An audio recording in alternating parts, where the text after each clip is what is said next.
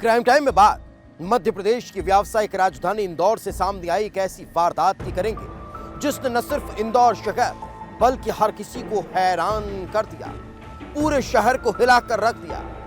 एक युवक हाथ में चाकू और चेहरे पर गुस्सा लेकर अचानक से एक घर में अंदर घुस जाता है, जो नजर आता है उस पर हमला करता है, एक युवती और उसकी मां को घायल कर देता है, उसके भाई की जान ले लेता है और फिर खुद को भी देखते ही देखते जख्मी कर लेता है, सोफे पर बैठ जाता है। आखिर ये युवक कौन है और क्यों इस तरह से घर में दाखिल होने के बाद हड़कंप मचा देता है, क्यों लोगों पर जानलेवा हमला करता है, इस रिपोर्ट में देख लीजिए।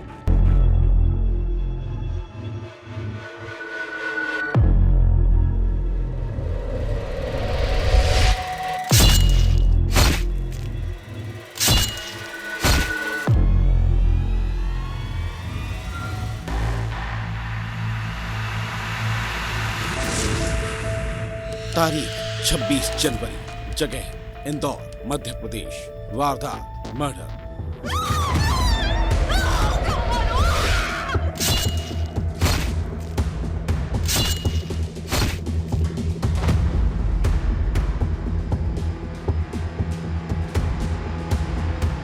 मध्य प्रदेश की आर्थिक राजधानी, हर तरफ देशभक्ति का रंग बिखरा हुआ था।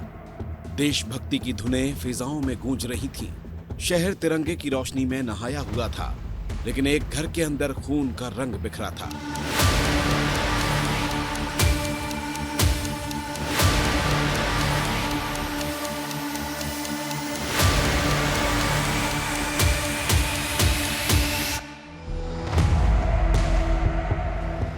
एरोड्रम थाना इलाके के एक घर में कोहराम मचा हुआ था।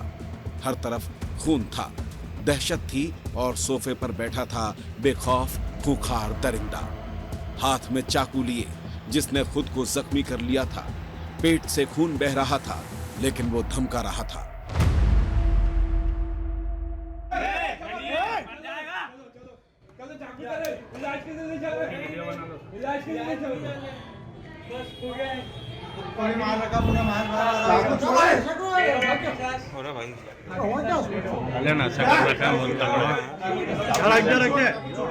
अरे इसका हाथ पे मार दो।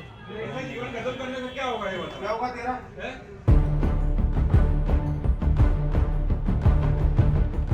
उसके चारों तरफ पुलिस खड़ी थी। पुलिस उसे रोकने की कोशिश कर रही थी, बार बार उसे हथियार फेंककर अस्पताल जाने की मिन्नत कर रही थी।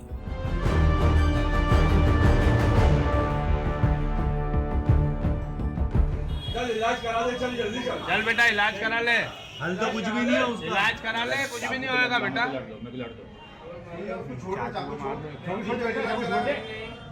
चाकू छोड़ दे, इलाज करा ले। नहीं मारेगा, कोई नहीं मारेगा। आपको तो समझा रहा था इतने दिन से। तेरे इलाज किया है। चलो आप लोग बाहर चलो। चल बेटा, इलाज 2 मिनट का हॉस्पिटल पीछे ही है, मालवा हॉस्पिटल चलते। चल बेटा, मार किसी चीज को। खून दे जाएगा ज्यादा तो। एक कदम भी आगे नहीं। अनिशा मैं आप तो देखो आराम से। मम्मी का नीचे है।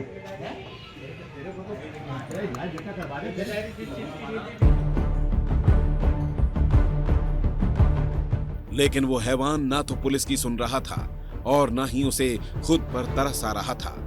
ऐसा लग रहा था जैसे वो किसी खौफनाक मकसद को अंजाम देने की फिराक में है। ऐसा लग रहा था कि उसके दिमाग में कुछ खूनी साजिश अभी भी पनप रही है।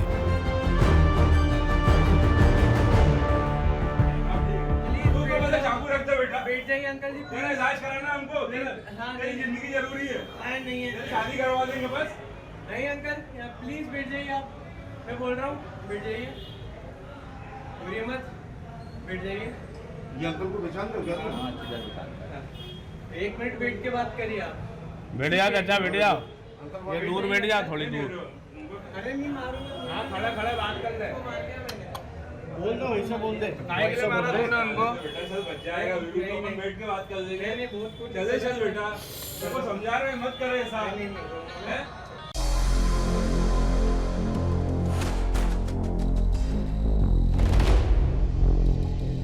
तस्वीरें डरा रही हैं, हैरान कर रही हैं। और सवाल यही उठ रहा है कि आखिर ये युवक कौन है और इस घर में ऐसा क्या हुआ कि चारों तरफ खून ही खून बिखरा है। आखिर उस युवक ने खुद को घायल क्यों कर दिया, और जो कहानी सामने आई है वो डराने वाली है और इसे समझने के लिए 1-2 घंटे पीछे जाना पड़ेगा। रात के करीब 10 बज चुके थे और तभी एरोड्रम इलाके में रहने वाली विधि लखावत के घर उसका दोस्त यानी कि वेदांत सोलंकी दस्तक देता है। इतनी रात को वेदांत को घर के दरवाजे पर देखकर विधि चौंक जाती है।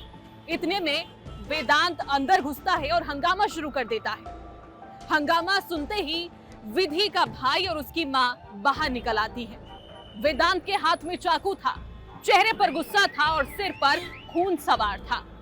वेदांत अंदर घुसते ही विधि पर चाकू से हमला कर देता है।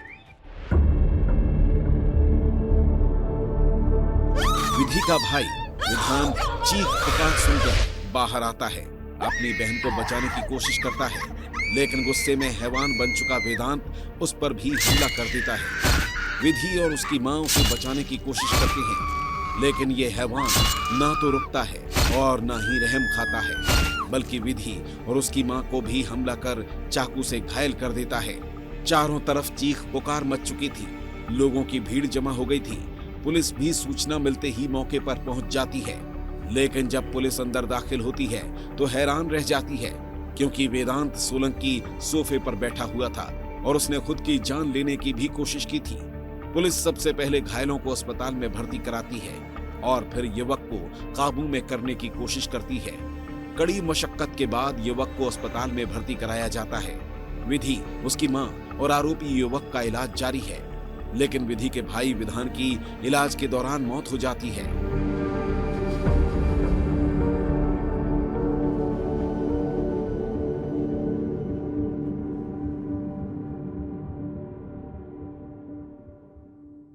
बीती रात 9 बजे यहाँ पर एक युवक इस घर में घुसता है जिसका नाम वेदांत सोलंकी बताया जा रहा है। वेदांत इस घर में घुसता है और सीधा ताबड़तोड़ चाकू निकालकर हमला करना चालू कर देता है। पहले वो लड़की पर हमला करता है, फिर लड़की की मां पर हमला करता है, जिसकी वजह से जो लड़की की मां है वो इस वक्त आईसीयू में एडमिट है, अरविंदो अस्पताल में है, गंभीर है। और जो इस पूरे घटनाक्रम में जो भाई रहता है उस पर चाकुओं से हमला कर दिया जाता है और भाई की जो उम्र है वो केवल 18 वर्ष है।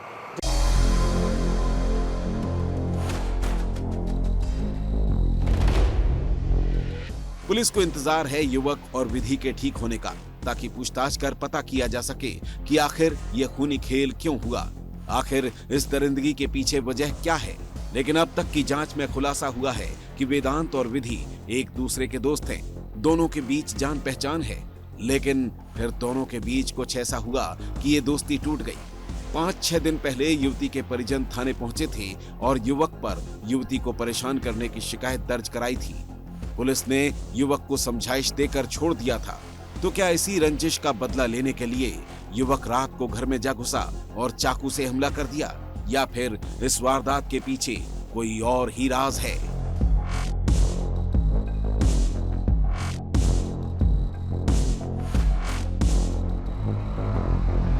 प्रारंभिक जांच में ये बात सामने आई है कि दोनों लिविंग रिलेशन में रहते हैं, 1.5 साल से। फिर उसके बाद युवती को ऐसा लग रहा था कि वो साथ में नहीं रह पाएंगे, कुछ असामान्य व्यवहार करता था। तो इस बात पर से उसके द्वारा दोनों में जब झगड़ा हुआ तो दोनों ने कहा चलो थाने चलते हैं।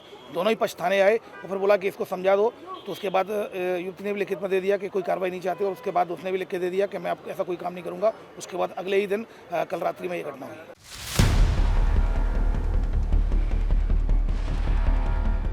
एक घर के अंदर हुई इस वारदात ने कई सवाल खड़े कर दिए हैं। हर कोई हैरान है, लेकिन सवाल यही है कि आखिर वेदांत ने इस खौफनाक वारदात को अंजाम क्यों दिया?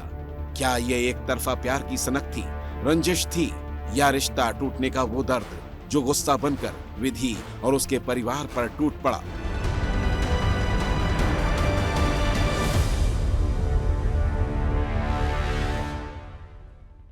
जब प्यार पागलपन में बदल जाए तो कितना खौफनाक हो सकता है। वहीं अब निधि के परिवार वाले उसकी भाई की हत्या के लिए जो इंसाफ की गुहार लगा रहे हैं, लेकिन सबसे बड़ा सवाल ये होगा कि क्या इंसाफ मिलेगा, कैमरामैन केशव मराठा के साथ अक्षत मिश्रा, विस्तार न्यूज़, इंदौर।